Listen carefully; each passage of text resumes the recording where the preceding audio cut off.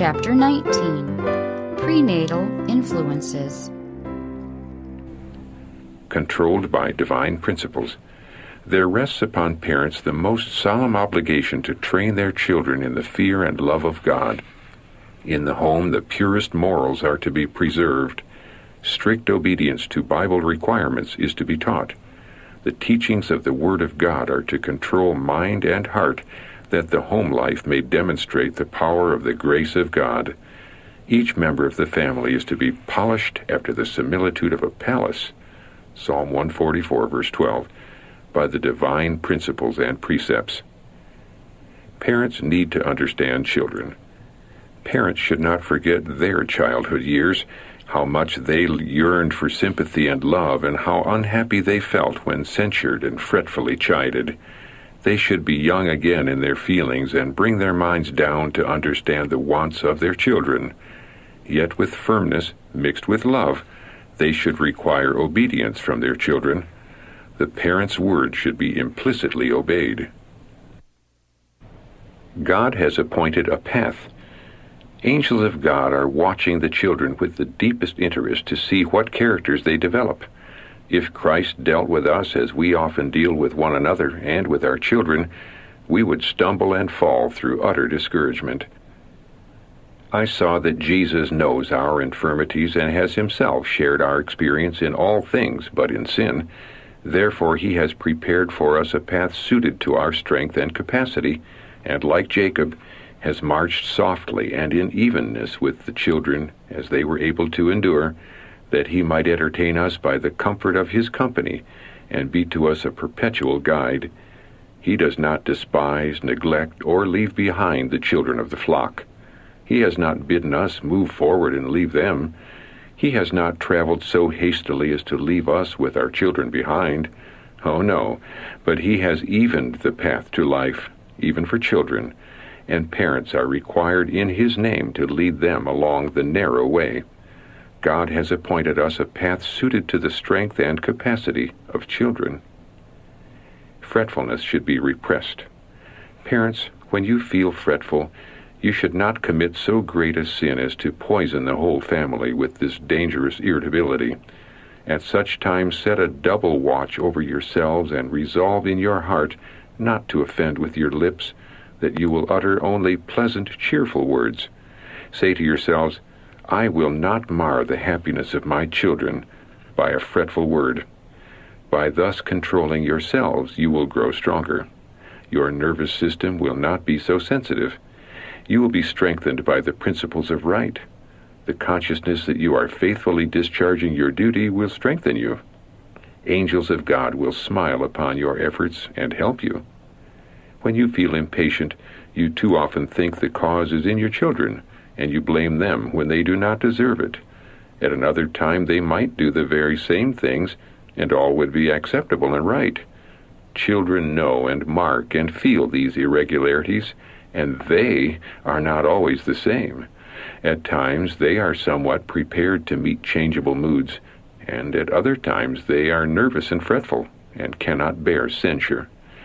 Some parents are of a nervous temperament, and when fatigued with labor or oppressed with care, they do not preserve a calm state of mind, but manifest to those who should be dearest to them on earth a fretfulness and lack of forbearance which displeases God and brings a cloud over the family. Children, in their troubles, should often be soothed with tender sympathy. Mutual kindness and forbearance will make home a paradise and attract holy angels into the family circle. Paralyzed minds of parents. We have some knowledge of Satan's manner of working and how well he succeeds in it. From what has been shown me, he has paralyzed the minds of parents. They are slow to suspect that their own children can be wrong and sinful. Some of these children profess to be Christians, and parents sleep on, fearing no danger, while the minds and bodies of their children are becoming wrecked. Some parents do not even take care to keep their children with them when in the house of God. Young girls attend meetings and take their seats, it may be, with their parents, but more frequently back in the congregation. They are in the habit of making an excuse to leave the house. Boys understand this and go out before or after the exit of the girls, and then, as the meeting closes, they accompany them home. Parents are none the wiser for this. Again, excuses are made to walk, and boys and girls assemble in the fairgrounds or some other secluded place, and there play and have a regular high time, with no experienced eye upon them to caution them. Diet and parental influences. If parents had lived healthfully, being satisfied with simple diet, much expense would have been saved. The father would not have been obliged to labor beyond his strength in order to supply the wants of his family. A simple, nourishing diet would not have had an influence to unduly exercise the nervous system and the animal passions, producing moroseness and irritability. If he had partaken only of plain food, his head would have been clear, his nerves steady, his stomach in a healthy condition, and with a pure system he would have had no loss of appetite, and the present generation would be in a much better condition than it now is. But even now, in this late period, something can be done to improve our condition. Temperance in all things is necessary. A temperate father will not complain if he has no great variety upon his table. A healthful manner of living will improve the condition of the family in every sense, and will allow the wife and mother time to devote to her children. The great study with the parents will be in what manner they can best train their children for usefulness in this world and for heaven hereafter. They will be content to see their children with neat, plain, but comfortable garments, free from embroidery and adornment. They will earnestly labor to see their children in the possession of the inward adorning, the ornament of a meek and quiet spirit, which is in the sight of God of great price. Father, the family house band. A Christian father is the house band of his family, binding them close to the throne of God. Never is his interest in his children to flag. The father who has a family of boys should not leave these restless boys wholly to the care of the mother. This is too heavy a burden for her. He should make himself their companion and friend. He should exert himself to keep them from evil associates. It may be hard for the mother to exercise self-control. If the husband sees that his wife's weakness is endangering the safety of the children, he should take more of the burden upon himself, doing all in his power to lead his boys to God. Mothers not to seek excitement. Mothers who have youthful minds to train and the characters of children to form should not seek the excitement of the world in order to be cheerful and happy. They have an important life work, and they and theirs cannot afford to spend time in an unprofitable manner. Time is one of the important talents which God has entrusted to us, and for which he will call us to account. A waste of time is a waste of intellect. The powers of the mind are susceptible of high cultivation. It is the duty of mothers to cultivate their minds and keep their hearts pure. They should improve every means within their reach for their intellectual and moral improvement, that they may be qualified to improve the minds of their children. Those who indulge their disposition to be in company will soon feel restless unless visiting or entertaining visitors. Such have not the power of adaptation to circumstances. The necessary, sacred home duties seem commonplace and uninteresting to them. They have no love for self-examination or self-discipline. The mind hungers for the varying, exciting scenes of worldly life. Children are neglected for the indulgences of inclination, and the recording angel writes, "Unprofitable servants." God designs that our minds should not be purposeless, but should accomplish good in this life. Nursing mother to preserve a happy state. The character also of the child is more or less affected by the nature of the nourishment received from the mother. How important, then, that the mother, while nursing her infant, should preserve a happy state of mind, having perfect control of her own spirit. By thus doing, the food of the child is not injured, and the calm, self-possessed course the mother pursues in the treatment of her child has much to do in molding the mind of the infant. If it is nervous and easily agitated, The mother's careful, unhurried manner will have a soothing and correcting influence, and the health of the infant will be much improved.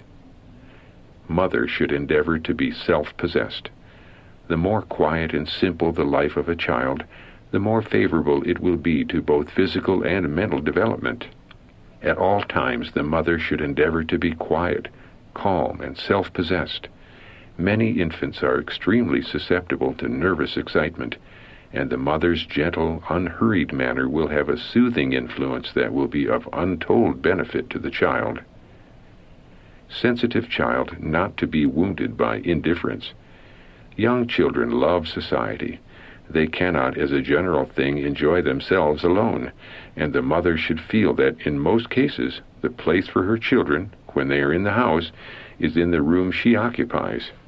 She can then have a general oversight of them, be prepared to set little differences right, when appealed to by them, correct wrong habits or the manifestation of selfishness or passion, and can give their minds a turn in the right direction.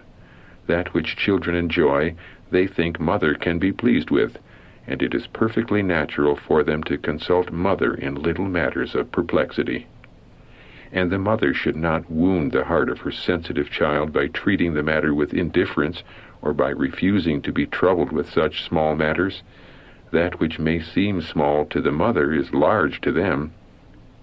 And a word of direction or caution at the right time will often prove of great value. An approving glance, a word of encouragement and praise from the mother will often cast a sunbeam into their young hearts for a whole day. Deal gently with little ones. Mothers, deal gently with your little ones. Christ was once a little child. For his sake, honor the children. Look upon them as a sacred charge, not to be indulged, petted, and idolized, but to be taught to live pure, noble lives. They are God's property. He loves them and calls upon you to cooperate with him in helping them to form perfect characters. Your child is the property of God. My sister, can you be surprised that your daughter has little confidence in her mother's word? You have educated her to be untruthful, and the Lord is grieved to see one of his little ones led in the wrong path by her mother. Your child is not your own. You cannot do with her as you like, for she is the property of the Lord. Exercise a steady, persevering control over her. Teach her that she belongs to God. With such a training, she will grow up to be a blessing to those around her. But clear, sharp discernment will be necessary in order that you may repress her inclination to rule you both, to have her own will and way, and to do as she pleases. Sunny dispositions and sweet tempers. Teach your children from the cradle to practice self-denial and self-control. Teach them to enjoy the beauties of nature, and in useful employment to exercise all the powers of mind and body. Bring them up to have sound constitutions and good morals, to have sunny dispositions and sweet tempers. Teach them that to yield to temptation is weak and wicked, to resist is noble and manly. Mothers are an example. If mothers would have their daughters come to womanhood with healthful bodies and virtuous characters, they must in their own lives set the example, guarding them against the health-destroying fashions of this age. Christian mothers have resting upon them a responsibility which they do not realize. They should so train their children that they may have firm principle and moral health in this age of corruption. When the wish of child is law. In some families, the wish of the child is law. Everything he desires is given him. Everything he dislikes, he is encouraged to dislike. Indulgence is supposed to make this child happy, but it only makes him restless and discontented. Indulgence has spoiled his appetite for plain, healthful food and for the plain use of his time. Self-gratification has done the work of unsettling his character for time and for eternity. Satan seeks to control children's minds. Parents, you know something of the inducements by which Satan tries to lead your children into folly. He is working with all his powers to lead them astray. With a determination that many do not dream of, he is seeking to gain control of their minds and to make the commandments of God of no effect in their lives. Parents, to bind children to their hearts. Do not let your children see you with a clouded brow.